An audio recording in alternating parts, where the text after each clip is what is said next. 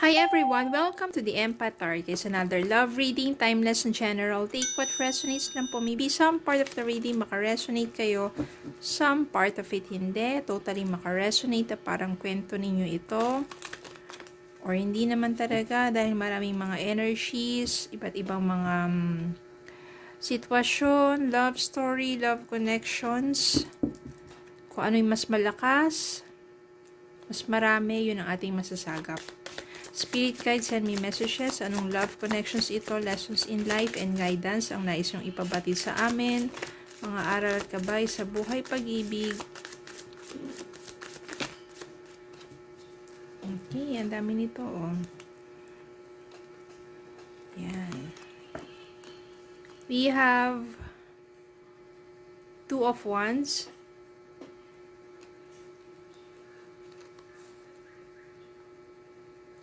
Eight of Pentacles.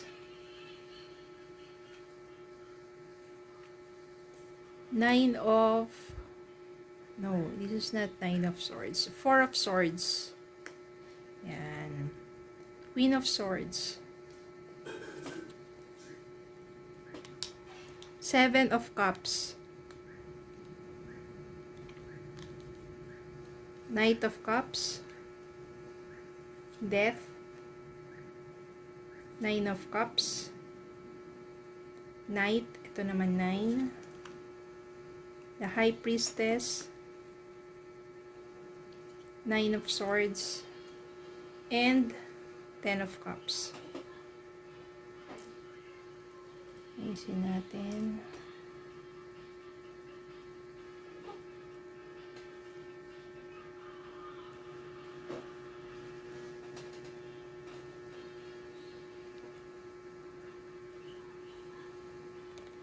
Yan. Meron ditong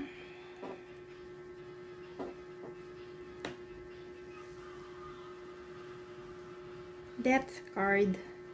So, ibig sabihin yan, maybe, again, ang energy po ay reversal. Pwedeng energy nyo to, energy ng person niyo, pero ibig sabihin lang dito ng Death card ay merong transformation. Merong malaking pagbabago nangyayari. Maari sa'yo or person mo. Pero positive changes to. Kasi merong spiritual transformation. No, kung dating sabihin natin, toxic ka or toxic yung person mo, nagbabago na. Change for the better. Meron ng ending dun sa hindi magagandang mga ugali at meron ng start para to sa sabihin natin mabubuti or mas ikabubuti.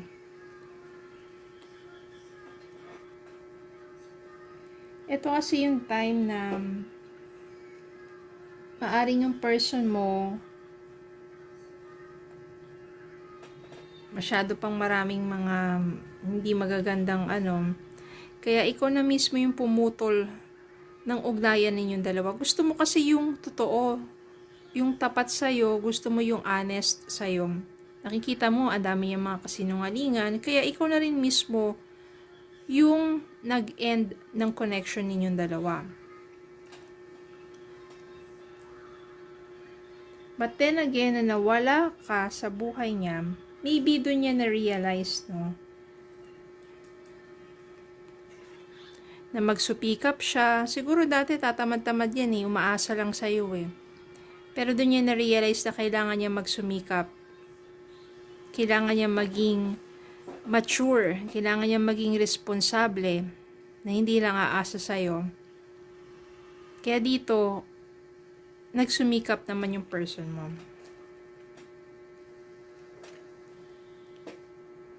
Ikaw naman, syempre, you are chasing with your dreams. Ang dami mong gustong gawin sa buhay mo. O being, sabihin natin, single sa mga panahon na nagkalayo kayo ng person mo.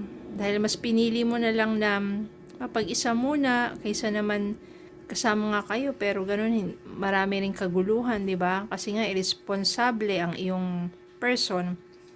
You are chasing with your dreams, ang dami mong mga pangarap, ang dami mong gustuin sa buhay, maaring ginagawa mo yan pa isa-isa.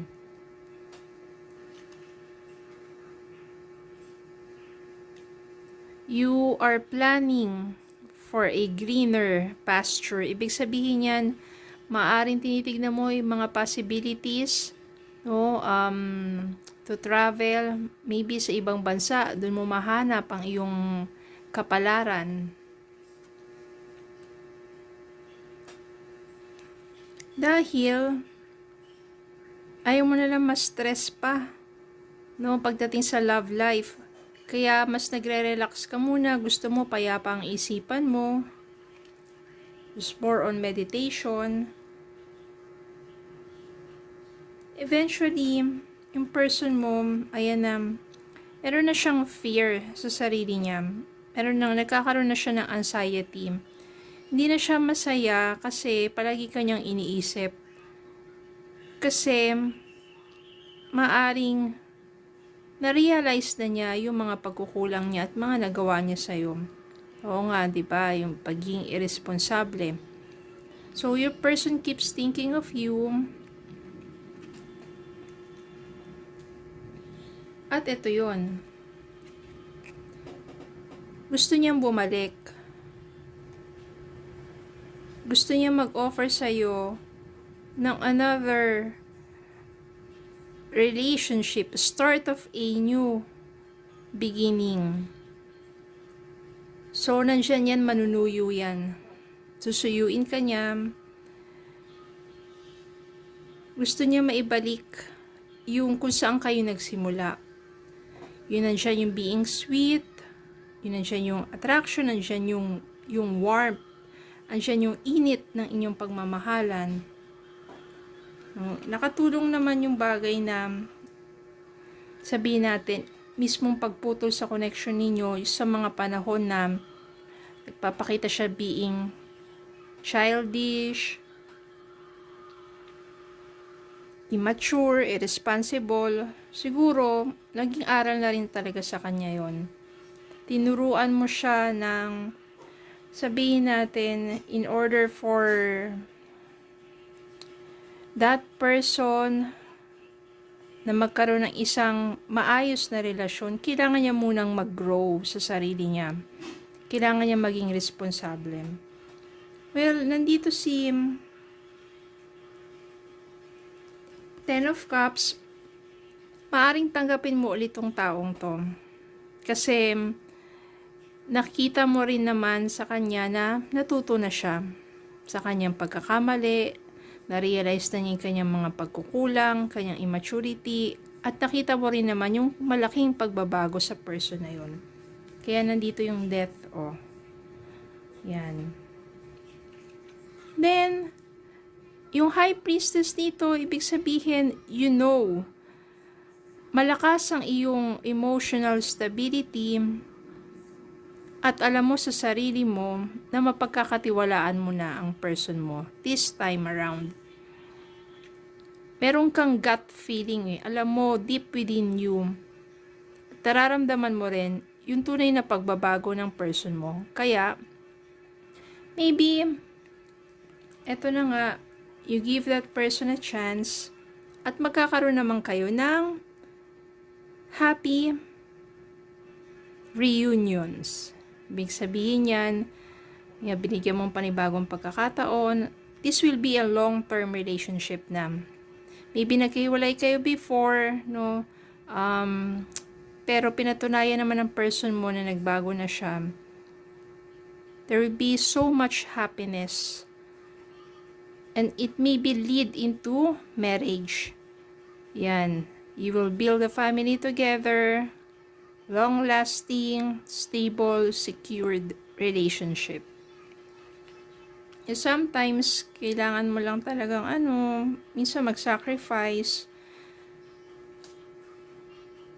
Give each other time and space para naman sa mga panahon na yon na magkalayo kayo, doon nyo ma-realize sa isa't isa kung mahal nyo ba talagang isa't isa, handa ka bang magbago para sa ikabubuti ninyong dalawa. Doon nyo ma-realize kung kagano kahalaga ang bawat isa sa inyo. Okay? So, walang masama minsan kung nagkakalayo, maniwala ka lang kung talagang para kayo sa isa't isa, magkakabalikan kayo kung ano yung itinadhana talaga, kung ano yung mas ikabubuti ninyo. Kung hindi naman, hindi siya nagbago, hindi siya bumalik, or kung bumalik pero hindi naman nagbago, maybe hindi naman talaga siya yung para sa'yo. So, ganun lang. Anyway, just have faith.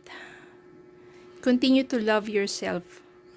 Okay? Because loving yourself is the highest form of being attractive, raising your vibrations, and for you to be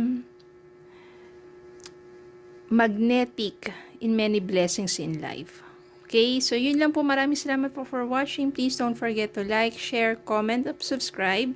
Follow me in YouTube and Facebook. Have a good day po and God bless.